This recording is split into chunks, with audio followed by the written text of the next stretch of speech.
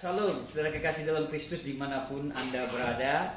Saya menyapa Anda, saya Aliudin, ya, saya dari Aceh. Hari ini saya berjumpa dengan tante saya yang luar biasa. Haleluya. Nah, jadi kami berjumpa, tidak kebetulan hari ini kami dapat bertemu.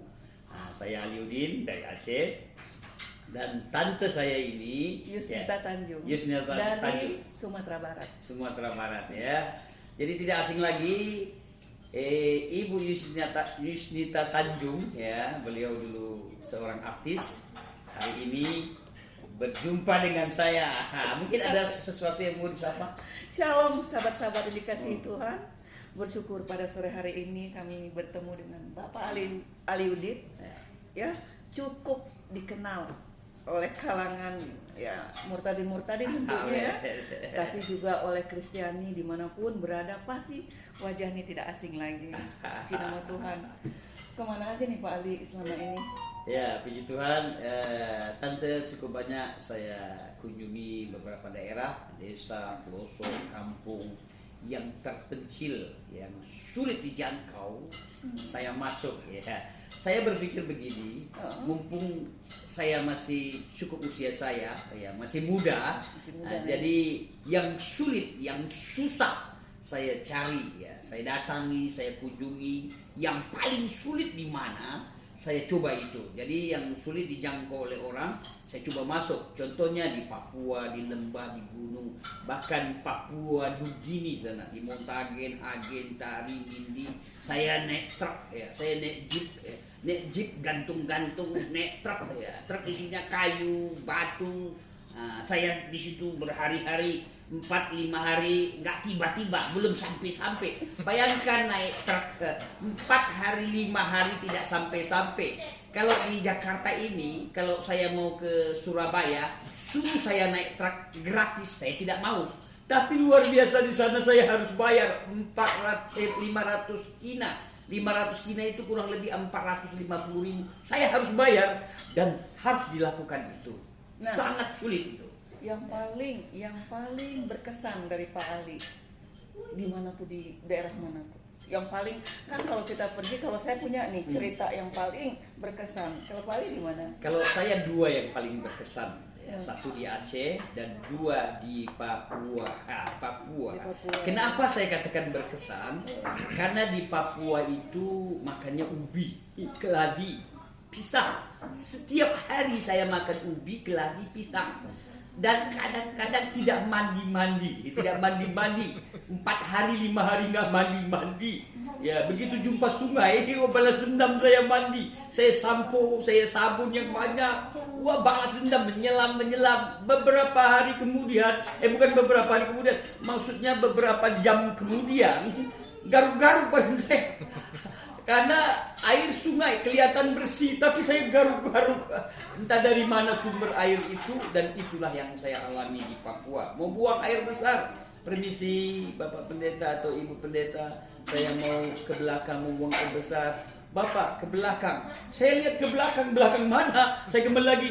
Permisi Ibu, belakang mana? Ya Bapak ke belakang. Saya ke belakang, saya bingung, saya lihat ada bau-bau. Di situ lah. Ternyata di situ dia. Itu pembuangannya di situ. Jadi itulah yang berkesan buat saya. Apalagi di Aceh, ya saya tidak bisa jelaskan di sini. Ya tidak mudah untuk masuk di Aceh, untuk bisa interaksi dengan orang-orang Aceh. Tapi puji Tuhan, begitu banyak sekali orang Aceh sekarang yang percaya dengan Tuhan. Apa buktinya? Mereka menghubungi saya, mereka interaksi dengan saya. Ya, ada beberapa orang yang saya jaga, saya lindungi, ya, saya protect dan ya saya selamatkan, ya saya lindungi mereka. Ya. Itu sekarang ya? Sekarang ini. Dulu? Kalau dulu saya masuk ke Aceh karena saya tidak sembunyi. Berapa tahun sembunyi? Tidak mengubah berapa identitas tahun, saya. Berapa tahun ya, sembunyi? Cukup belasan tahun juga saya tidak mengungkapkan tentang jati diri saya. Ya. Itu sedikit saudara ya, yang agak kami pikirkan, kami gumuli waktu itu beliau hadir di Forum Fokus. Waktu itu, nah Forum Fokus itu salah satu pendirinya termasuk saya waktu itu. Ya. Oh amin, luar biasa. Ya, jadi kami rindu sekali mengumpulkan gitu mantan-mantan dari Kedar ini bukan untuk sok-sokan saudara ya, tapi untuk membagi penderitaan ya, membagi cerita. Tapi kita undang Pak Ali ini waktu itu kalau nggak salah suka ke Ketapang kan? Iya, Ketapang, undang Pak Ali iya pasal. Cuma dia belum berani tampil. Nah itu jadi pergumulan kami ya, waktu itu kami berdoa. Memang tidak semua saudara ya, ketika kita menerima Tuhan Yesus ini sebagai juru selamat kita, padahal itu hak kita ya, hak kita secara pribadi. Sebenarnya nggak perlu ya yang lain-lain, itu kan ada lakum dinukum waliyadin ya, tapi kadang-kadang itu kurang berlaku untuk kami, mungkin karena mereka sangat mencintai kami ya, jadi mereka takut mereka kehilangan. Apalagi saya waktu itu ya, ayah bilang bunuh saja Yusnita ini, itu langsung saya menjadi terang di keluarga saya langsung ketika saya terima Yesus itu. Orang tua langsung bilang begitu ya? Langsung, ya, gitu kan. 13 tahun menikah dengan Kristen ini, kan saya bercerai. Ini anak saya 2 orang sekolah di pesantren Darun Najah waktu itu. Jadi saya tetap waktu menikah itu lakum dinukum waliyadin itu. Jadi mengapa saya tidak menjadi Kristen? Kadang-kadang banyak nggak jadi contoh juga kan orang Kristen ini. Ya kadang-kadang apanya iklan doang ya, kalau apalagi yang khotbahnya juga berkuar-kuar mengatakan kasih, tapi prakteknya kadang-kadang nol juga kan. Nah sedangkan kita dari Kedar ini ingin melihat bukti. Nah lu jangan iklan aja dong, buktiin ketika kita makan makanan itu tidak sesuai seperti apa yang mereka sampaikan. Tetapi Tuhan kita kan punya cara tersendiri ya. 13 tahun saya menikah, nggak jadi Kristen, dapat anak 3, kembali ke orang tua. Kembali ke orang tua, waktu itulah sebenarnya saya ini nggak percaya Allah itu, saya nggak percaya. Dengan Allah saya sendiri saya nggak percaya. Karena begitu kecewa saya juga dengan orang tua saya, ya dengan kehidupan ibu bapak saya. Kenapa? Karena hak asasi saya sebagai wanita sepertinya kayak dirampas begitu. Karena boleh poligami kan?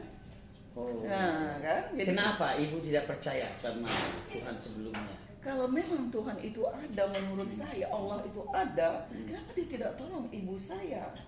Ibu saya ini istri yang paling setia, paling setia. Saya lihat tidak ada perempuan seperti ibu saya itu. Maksudnya tidak ditolong apa? Nah, jadi panjanglah ceritanya.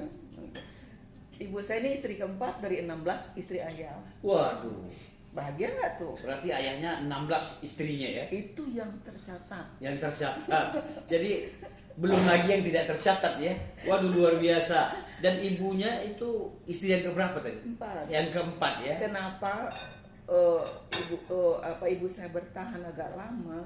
Karena ibu saya ini yang bisa memberi keturunan. Ada laki-laki, ada perempuan. Ya. Sama yang lain enggak. Ayah saya ini dukun ya. Dukun, paranormal ya. Kalau di Padang Panjang tuh terkenal sampai sekarang juga nama ayah saya, keturunan keluarga kami cukuplah disegani di situ.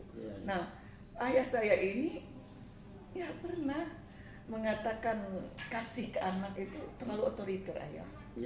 Kalau bicara sama anak perempuan apalagi main pukul, hajar, tendang, injak aja. Oh, anak perempuan juga dibikin. Jadi di situ kami orang beriman, kata kami ya, kami punya agama yang begitu kami jaga dengan roh jiwa tubuh kami. Tetapi kenapa di dalam ini kok yang ada kesengsaraan aja, kepahitan jatuhnya kan di diri saya. Saya anak keempat dari 5 bersaudara, 4 perempuan, 1 laki-laki. Nah itulah dendam saya terhadap laki-laki, saya jadi dendam.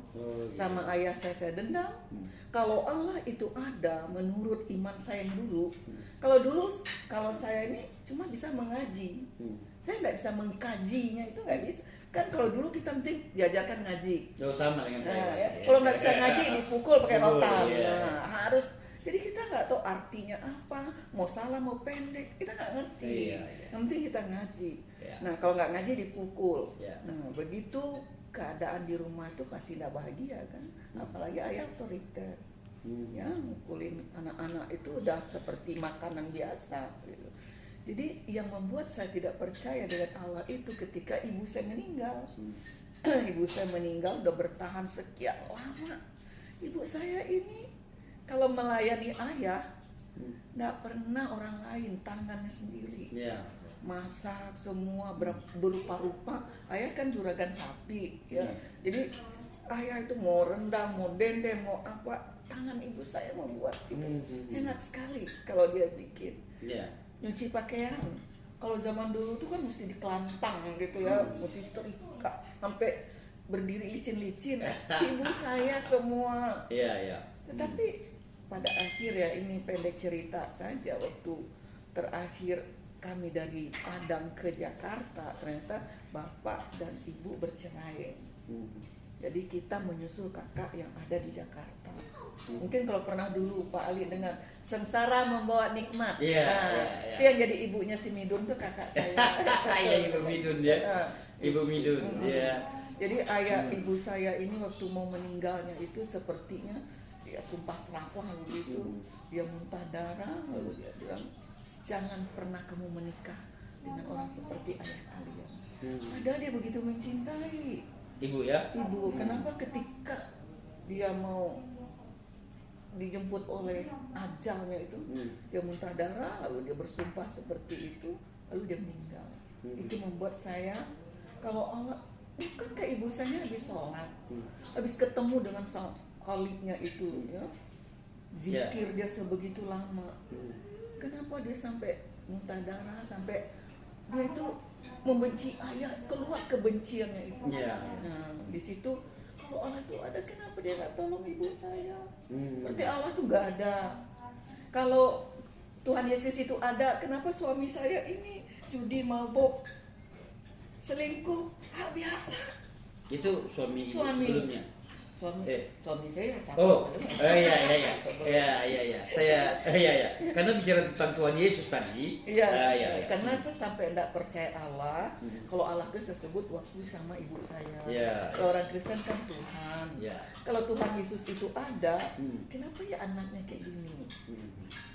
Orang Kristen kok kayak gini, mabok, minum, pembohong, suka selingkuh kiri kanan. 13 tahun saya bertahan sebelum nggak ada Tuhan, nggak ada Allah. Akhirnya saya kembali ke dunia sinetron saya itu. Saya bukan artis, saya dunia sinetron. Jadi saya Midun. Bukan, saya pembuat, saya ingin menjadi produsernya. Gitu ya. Jadi saya mulai dari hal yang kecil-kecil, ya, yang setengah-setengah jam. Kan kalau kita dagang pengen naik terus kan, kok jadi pengen jadi orang kaya lah di Jakarta ini. Allah nggak tolong ibu saya. 13 tahun saya menikah dengan orang Kristen, sengsara juga, cerai. Kok orang Kristen ini nggak ditolong Tuhan Yesus juga kalau dia berkuasa?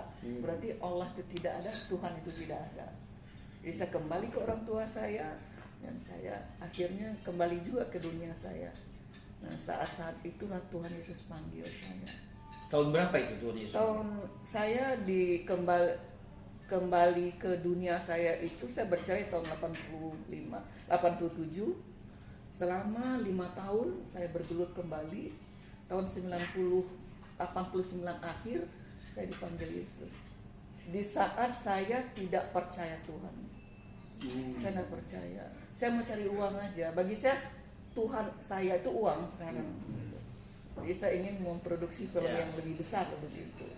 Dan akhirnya semua pekerjaan yang sudah saya rintis, udah 75%, yang saya akan menjanjikan seorang kaya raya di Jakarta, artis-artis sudah saya booking, sudah saya DP produksi saya. Saat itulah Tuhan Yesus panggil saya, dan saya berkomitmen langsung sama Tuhan selama 7 hari negosiasi sama Tuhan, dan saya tinggalkan pekerjaan saya 180 derajat, saya balik di tengah-tengah keluarga besar saya. Situ marahlah ayah saya. Udah gila Yusnita ini. Tadinya sama orang Kristen, dia cerai, dia kembali sekarang. Kok malah dia mau jadi Kristen? Dia tinggalkan pekerjaan yang dia rintis, tungging balik. Kalau dunia sinetron itu merangkak dari bawah itu tak mudah Pak Ali. Itulah sebabnya ayah mau membunuh saya itu. Terus minta maaf nih, saya tanya sedikit lebih detail ini ya. Kenapa ibu bisa bercerai dengan suami sebelumnya? Nggak ada kecocokan. Tidak kecocokan. Boleh saya tahu itu suku apa? Suami dulu? Suku Ambon. Ambon, orang Ambon. Orang Ambon, tinggal Kramat Raya. Kramat Raya. Sebelah gereja Bapak Ani Mande. Itu Wah. tahu tuh orang Ambon pokoknya. Oke.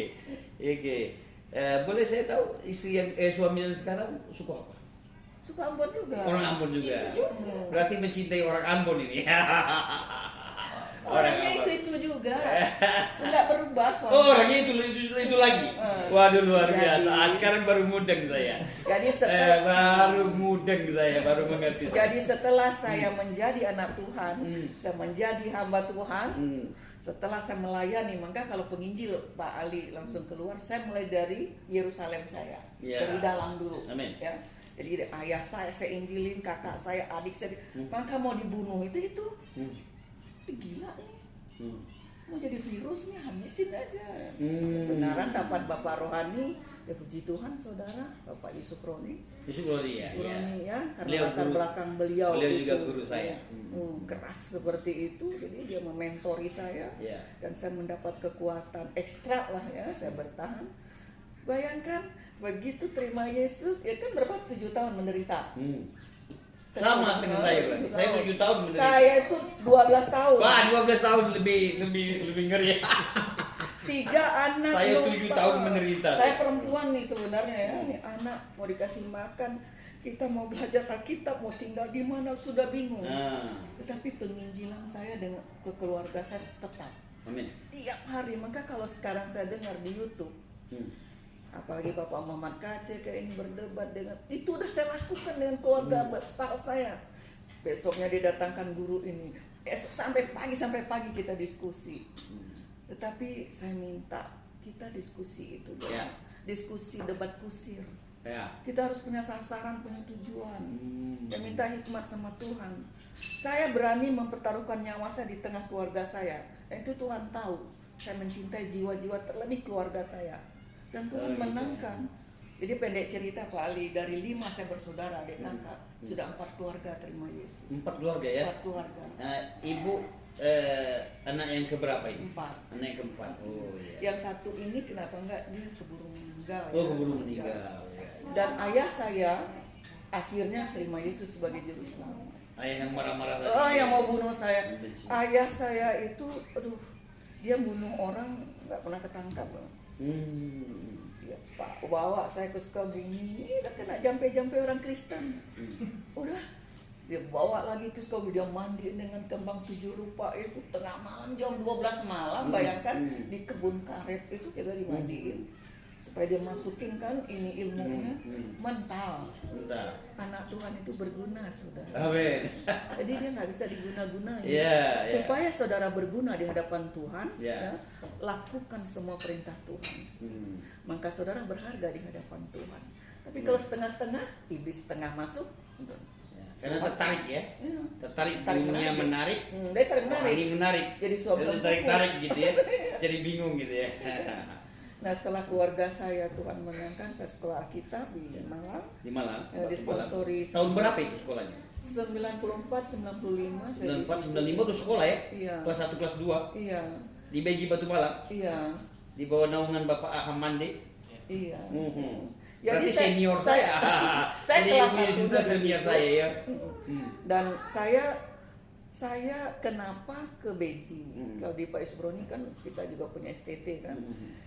Di Beji ini pembentukan karakter. Itu yang terpenting. Iya. Apalagi kita dari Kedar ini temperamen tinggi ya. Nah, kesombongan, keangkuhan itu mesti dipunahkan di situ. Nah, setelah saya selesai, lalu saya cari papa anak-anak yang saya ceraikan itu. Bagaimana saya belajar mengampuni. Bagaimana saya belajar mengasihi. Kalau mengampuni saja bisa dari jauh. Tapi kalau mengampuni itu harus paket, sekaligus mengasihi. Nah, itulah teraniayanya hidup saya. Justru lebih parah ketika kembali ke papa anak-anak itu. Benar, justru dia memperlakukan saya tidak adil tuh dia. Ganteng kan dia, ngapain cari-cari gue, gitu kan? Padahal kita datang membawa ini loh Kristen. Begini loh kalau mengikut Tuhan. Ya, ya. Ini maksud saya itu. Nah, tetapi persepsi dia berbeda, ya kan? Namanya dia belum bertobat Ya. Kristen KTP begitu. Itu selama tambah lagi tuh 7 tahun saya diperlakukan seperti pembantu yang tidak ada harganya di rumah, Ya. diusir di segala macam. Tapi saya tetap tampil. Mengapa? Saya ingin jadi terang di tempat yang gelap itu. Ada anak-anak saya, dan akhirnya anak-anak saya bisa masuk sekolah Alkitab, bisa menjadi hamba Tuhan di tengah tekanan keluarga keluarga sendiri ya. Bayangkan aja pembantu berhenti, dikasih kita umpamanya uang itu pas untuk makan anak-anak, kamu kan numpang di sini. Sebenarnya usir saya. Ini rumah saya, ini saya. Tetapi di situ rahasianya Bapak Ibu ini kasih Tuhan. Injil itu adalah kekuatan Allah itu sendiri. Ketika kita tinggal di dalam kekuatan Allah itu, Dia yang memberi kita kekuatan. Bagaimana kita akan kuat menghadapi orang-orang dunia seperti itu? Nggak kuat. Kita ingin membalas kan Pak. Tetapi Tuhan katakan jangan balas kejahatan dengan kejahatan. Di situ kita berjuang melawan diri ini. Dan puji nama Tuhan sampai sekarang kami bisa bersatu kembali. Amin, luar biasa Ibu Yusnita, kesaksiannya luar biasa. Terus ada berapa anak dengan suami? Ada 3, saya 3 orang anak saya 3. Sekarang usia mereka berapa? Yang paling tua dan yang paling kecil? Kalau yang paling tua anak saya umur 46 tahun. 46 tahun. Iya. Saya sekarang udah 65 tahun. 65 tahun. Waduh, jauh sekali di atas. Makanya adik-adikku. Kalau Pendi anakku jatuh. Iya. Terus anak yang paling kecil berapa usianya sekarang? 33 tahun. 33 tahun. Mereka sudah berkeluarga semua ya? Sudah berkeluarga, cuman yang satu ini jadi pergumulan saya saat ini. Karena kemungkinan ya cara-cara dunia ini ya tidak mungkin lah iblis tinggal tenang kalau melihat saya melayani orang lalu orang dari Kedar kembali lagi atau orang terima Yesus. Iblis tidak pernah tinggal diam. Jadi dia menyerang keluarga saya. Begitu saya kembali sama keluarga inti saya mau rangkulnya anak-anak saya. Bagaimana caranya untuk kembali kepada Tuhan itu dengan sungguh-sungguh itu gitu. Nah 2 anak saya puji Tuhan jadi pendeta kedua-duanya. Perempuan dua-duanya? Ini anak saya AB ini yang nomor 2. Yang pertama perempuan menikah juga sama hamba Tuhan. Dan kebenaran kami ini ditaruh Tuhan di GPDI, di mana kita di situ merintih-rintih kan kalau merintis. Tapi saya terus mementori anak saya. Tujuan kita sekarang ikut Yesus harus melihat ke atas. Tidak lagi kita fokus kepada hal dunia ini karena kita hamba Tuhan. Amin. Kalau hamba Tuhan sama juga dengan orang-orang dunia menjadi hamba uang. Saya bilang tidak ada bedanya kita dengan Kristen KTP itu. Kita harus berbeda. Kalau kita melayani, tujuan kita jiwa mereka. Keberkat kita ini akan diatur oleh Tuhan. Tuhan yang akan mengatur. Makanya kemarin ini ada satu anak Tuhan cari saya nih, cari saya. Katanya kami nggak habis pikir.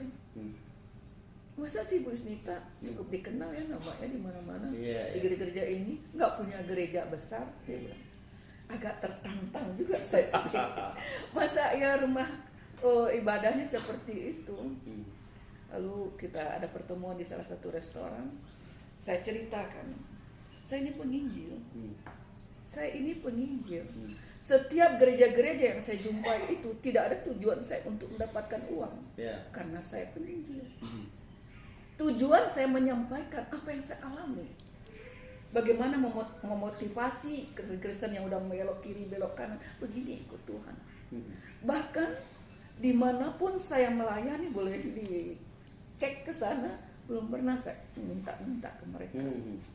Minta tiket minta. Belum pernah saya bilang. Saya belajar melakukan yang terbaik. Jadi Bapak itu gitu. Jadi kenapa? Dia ke rumah, dia lihat tempat ibadah anak saya ini sangat sederhana sekali ya. Di atas tanah 84 meter itu mereka merintis. Kan mereka merintis sih ngumpulin anak-anak sekolah minggu ya. Anak sekolah minggu itu kalau kumpul ada sampai 40 orang. Jadi dibelah 2 itu. Yang sebelah itu untuk ibadah, yang sebelah ini untuk kamar dia satu, dapur, kamar mandi. Jadi anak sekolah minggu ke bermain sampai ke kamar, ke ini, ke itu. Lalu dia bilang, apa Bu Yusnita? Enggak. terpikir untuk membangun itu. Sudah pernah Pak saya bilang. Sedangkan waktu saya melayani di Antv waktu itu, saya bilang, di Antv begitu mereka mungkin terbeban ya dengan pelayanan saya ini, tidak ada donatur yang tetap, tidak, rumah ibadah saya cuma sederhana seperti itu. Dia buat acara Natal dan sponsor utama mereka dari Pak Abu Rizal Bakri Group. Berarti pengusaha tingkat tinggi di situ kan. Nanti tante ya katanya di ruang VIP itu berapa pengusaha, kita prioritaskan tante di situ. Apa kebutuhan tante untuk melayani? Nanti bisa bicara nanti di situ. Saya sudah berdoa sama Tuhan. Tuhan memanggil saya untuk apa? Kalau memang Tuhan memanggil saya untuk alat Tuhan, jangan saya punya kesempatan dalam kesempitan ini saya pergunakan untuk hal yang tidak benar. Luruskan motivasi saya Tuhan. Jadi saya pergi ke situ, akhirnya benar. Waktu pas makan, ada kita 3 orang hamba Tuhan dikhususkan di situ masuk. Jadi di meja saya pengusahanya Nindya, anak Pak Abu Rizal Bakri, ya Nindya itu duduk. Kalau di sana lagi sudah ngobrol-ngobrol saya sama dia, tante orang Padang ya, iya ngomong-ngomong apa ini kayaknya yang sana udah ngomong kok saya ini apa gitu, mau dibantu gitu ya. Saya ke kamar mandi, saya berdoa. Di tas saya itu ada proposal untuk merenovasi tempat ibadah ini. Karena memang tujuan dari anak-anak Tuhan yang mengasihi saya itu supaya dapat dana lah di situ kan. Itu mereka rancang sedemikian rupa. Dan di dalam tas saya itu ada kaset kesaksian saya. Saya bagi 5 paket. Saya berdoa. Tetapi roh itu menurut saya berbeda, Pak Ali. Tugasmu sebagai pemimpin. Kapan lagi kamu ketemu dengan pengusaha begini? Kapan kamu akan memberitakan Injil untuk mereka? Jadi begitu saya balik, saya duduk di meja. Nindya pernah ke Padang, pernah kan sama Pak SBY waktu itu, gini. Oh ya, dia masih menunggu saya. Sama tante sebenarnya pengen banyak ngomong aja tan, nggak apa-apa. Enggak deh, lebih bagus ya. Nindya dengar aja nih ini. Tante dia ngasih, saya kasih seluruh pengusaha itu kaset saya satu-satu. Proposal itu? Kaset kesaksian. Proposal nggak keluar dia dari tas. Dia diam di situ. Sudah, saya pulang. Dia di luar dan nunggu. Gimana Bu Isnita? Dia ketawa-ketawa aja. Terus dia mau bantu apa? Gitu. Saya bilang, pokoknya saya memberi jalan untuk ke surga aja deh. Gimana maksudnya? Ini proposalnya masih ada. Ini Tuhan jadi saksi Pak Ali. Jadi yang saya ketemu sama Bapak itu kemarin itu, saya bilang, saya cerita. Sebenarnya siapa sih nggak pengen rumah yang enak, apalagi tempat ibadah. Tapi kalau Tuhan belum izinkan, saya bilang, saya lihat anak saya ada beban saya, maka ada proposal itu. Yang kedua, calon bupati yang benar-benar minta doa, dan tim suksesnya saya kenal, Bu Isnita, kalau saya naik nanti apa yang saya bisa bantu, jangan malu-malu ya, kasih tahu saya bawa lagi di proposal kan, nggak salah saya doakan dia naik jadi bupati. Nah, saya kasih ke tim suksesnya, tolong ya, karena dia nggak di tempat nih Bu Isnita, ini dia SMS-nya tahu. Saya kasih tahu. Sampai sekarang seperak juga enggak. Apakah saya akan berhenti melayani Tuhan, Pak Ali? Tak mungkin. Ya. Jadi waktu Bapak itu ngomong-ngomong kemarin itu, terus dia agak terkaget. Itu ya Bu Isnita ya. Iya. Jadi Pak, saya udah malas saya melihat orang-orang yang berjanji-janji itu. Saya udah cukup lah. Saya dibuat seperti itu. Oh gitu Bu. Jadi proposal Ibu tuh masih ada? Iya masih, saya bilang gitu. Lalu ini yang bertanya siapa? Ini yang ada satu yang mencari saya ini, ya kemarin yang tadi saya cerita. Kenapa saya bercerita ini? Karena ada bapak itu memanggil saya, kenapa Bu Isnita nggak punya gereja?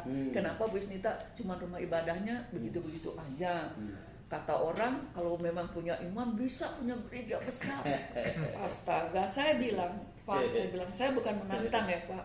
Seandainya ada tertulis di Alkitab, saya bilang, siapa gerejanya paling besar di dunia ini, dia yang layak di hadapanku. Seandainya ada tertulis, saya yakin saya yang paling besar gereja saya. Tetapi Tuhan tidak suruh itu, Pak. Tuhan suruh carilah jiwa, bawa, beritakan, baptis, mereka ajarkan. Dan itu saya lakukan, Pak. Saya ingin tahu hamba Tuhan yang mana yang bisa berjalan bersama dengan saya. Saya sudah lakukan dan Tuhan buktikan. Seluruh keluarga saya terima Yesus. Lalu mau bukti apa lagi?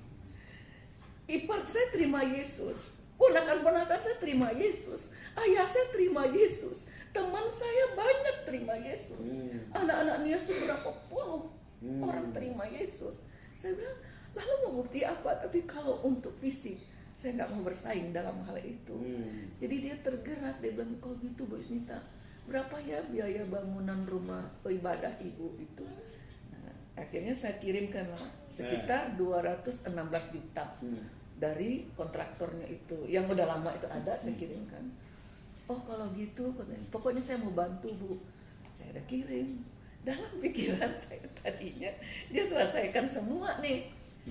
Ya taunya, oke deh, kalau gitu saya bantu 100 juta deh. Berarti saya harus bekerja lagi dong. Nah, sampai itu saya agak kaget, saya selalu Tuhan. Saya bilang, ini benar dari Tuhan atau tidak? Kalau tidak dari Tuhan, batalkan Tuhan. Karena Tuhan tidak pernah menyusahkan kita. Manusia sering menyusahkan kita. Berkat kita kadang-kadang ditarik sama mereka, di stop. Oh banyak itu, Pak. Saya mengalami itu.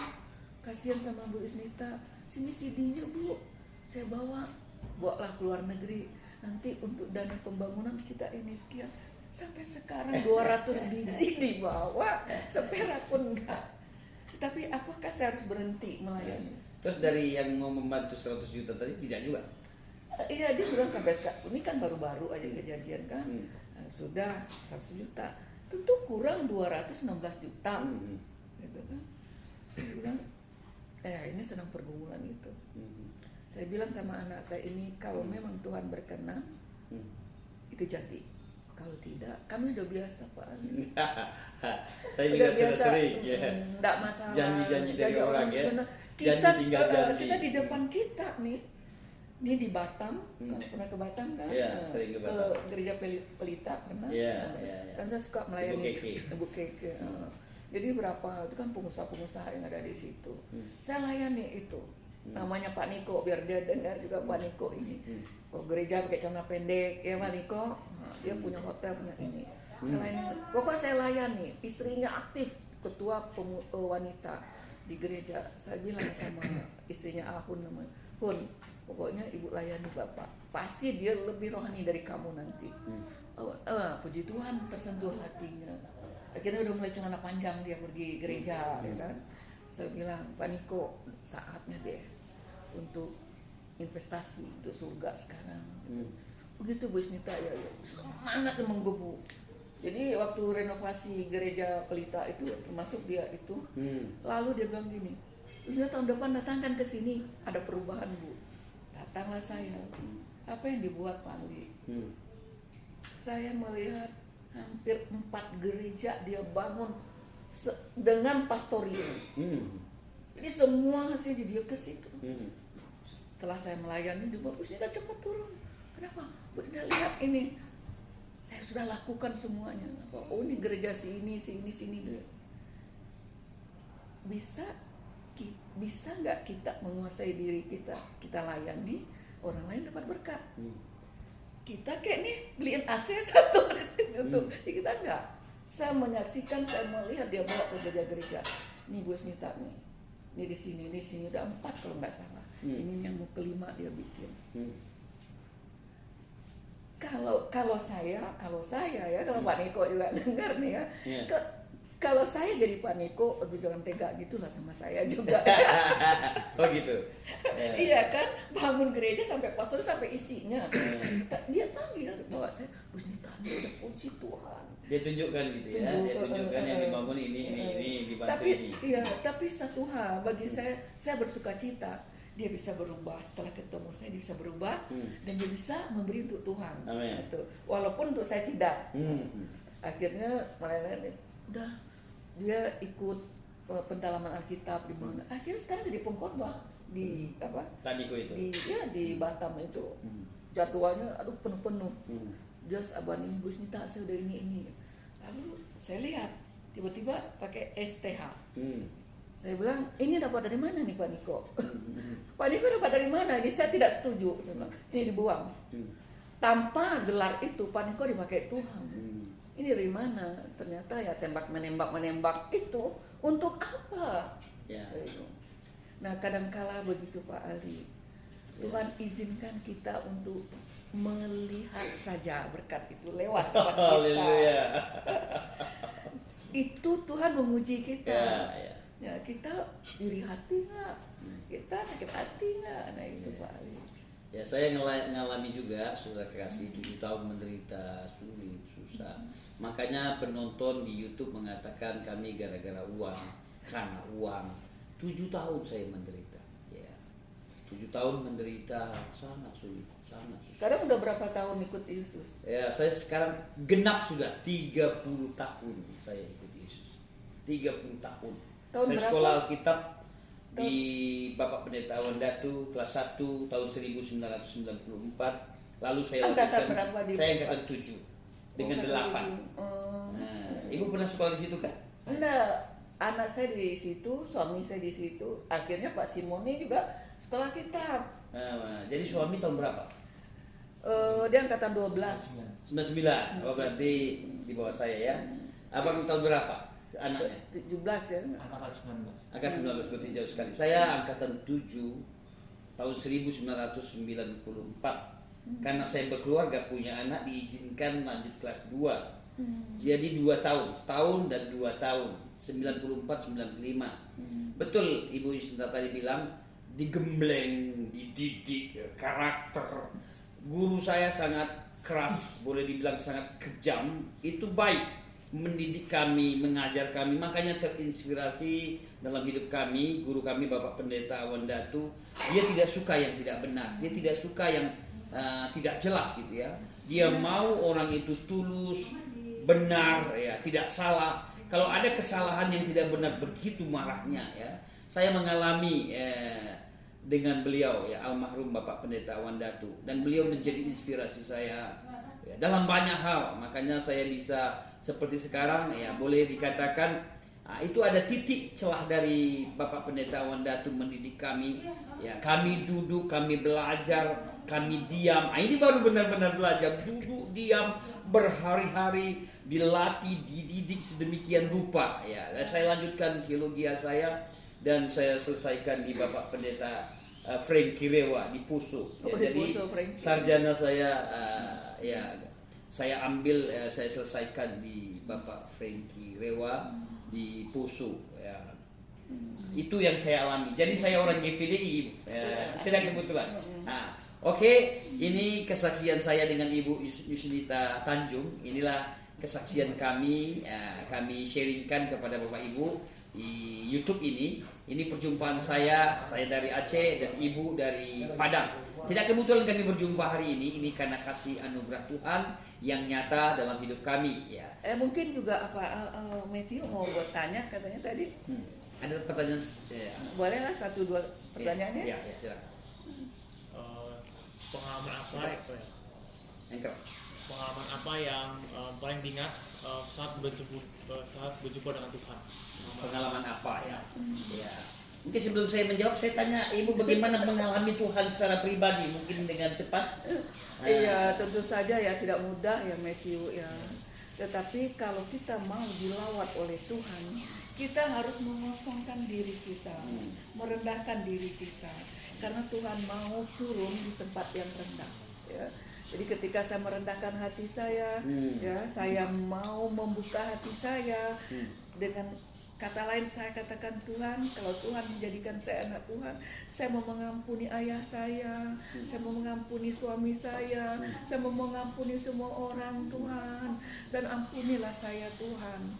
Jadi waktu Tuhan melawat itu, Dia masuk ke dalam diri saya pada waktu itu, seperti ada yang gugur di dalam hati ini. Roh kesombongan, roh keangkuhan dari hati itu gugur gitu, dan seperti Tuhan ambil alih. Ketika saya merendahkan hati serendah-rendahnya, Amin. Amin. Ya, terima kasih. Itu yang dialami ibu. Saya sendiri waktu Tuhan jamah saya dapat melihat diri saya ini berdosa, banyak dosa, dan condong jatuh dalam dosa. Ya. Tidak bisa diselamatkan, tidak bisa ditebus dengan korban apapun. Ya, tidak bisa. Ya, hanya darah Yesus itu. Ya. Dengan amal soleh saya, ketaatan ibadah saya, dengan uang saya tidak bisa menebus saya. Tapi Yesus sendiri datang ke dunia ini untuk menebus saya secara pribadi, ya, menebus saya. Jadi bukan saya yang memilih Tuhan, Tuhan memilih saya.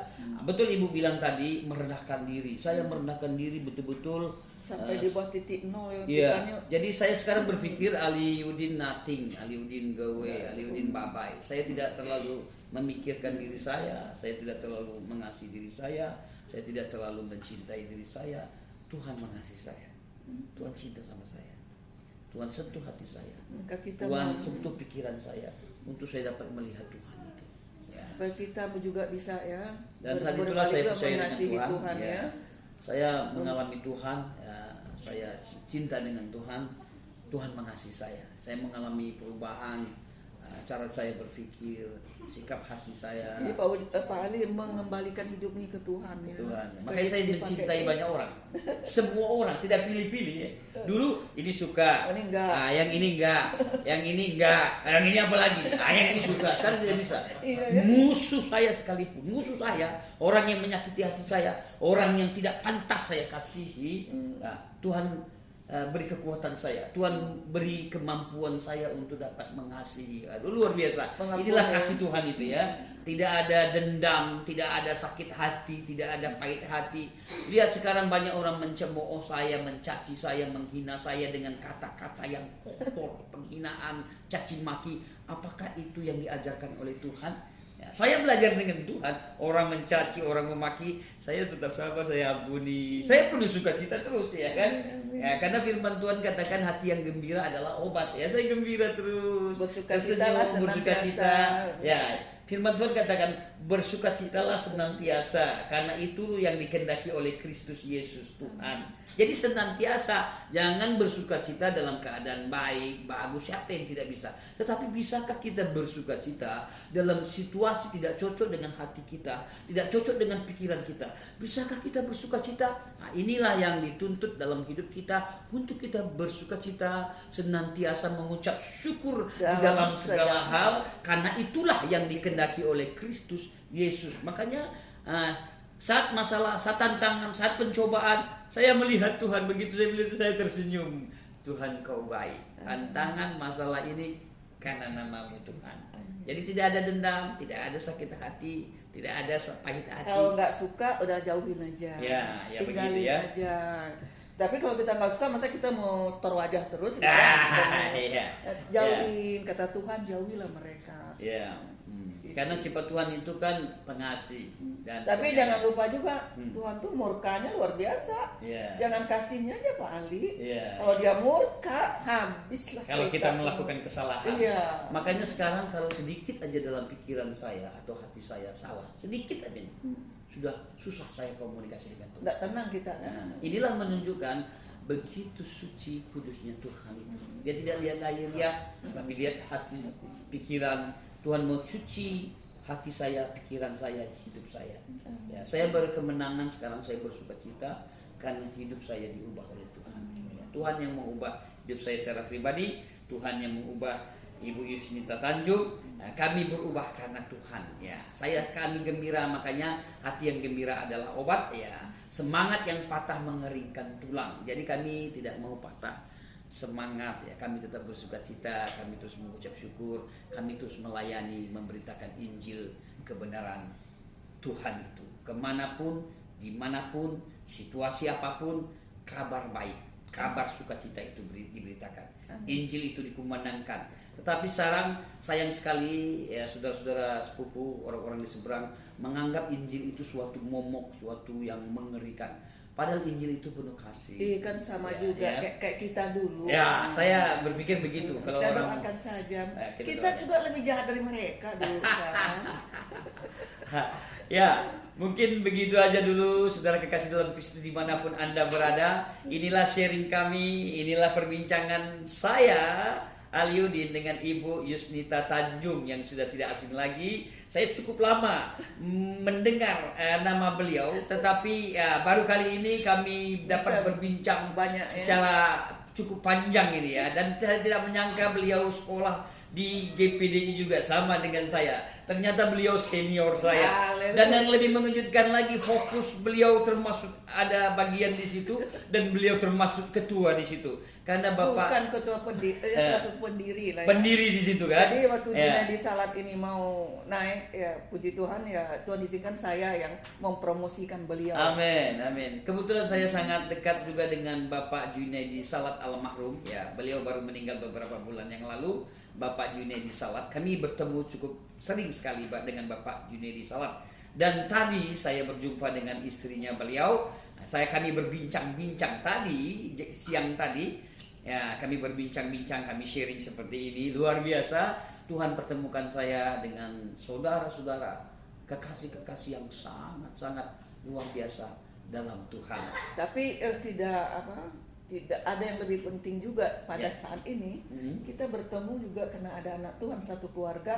Oh Bersama ya, kita, luar ya. biasa. Bapak Hengki ya. Luar biasa Bapak lewat istri dan perantara anak-anak. Bapak Terima kasih, Hengki Pak yang Hengki. sangat luar biasa. Yang selalu Ya, ya, saya membantu. tidak mengenal Bapak Hengki secara pribadi, tetapi luar biasa. Kami tidak pernah mengenal satu dengan yang lain sebelumnya. Hanya berbicara lewat telepon. Hari ini berjumpa lewat Bapak Hengki lah. Tuhan pertemukan Terima kasih ya Pak saya Hengki yang selalu memperhatikan saya hamba dengan Tuhan, Ibu Yusnita anak-anak Tanjung. Tuhan. Tuhan memberkati keluarga, memberkati Mungkin orang usaha. berpikir begini lagi, Bapak Hengki mana? Banyak Bapak Pokoknya Hengki. bapaknya ada Bapak ya, Hengki Bapak aja Hengki pokoknya. ya. Kami berjumpa dengan Bapak Hengki yang memfasilitasi kami untuk pertemuan hari ini. Dan makan malam. Ya, dan makan malam yang sangat luar biasa hari ini.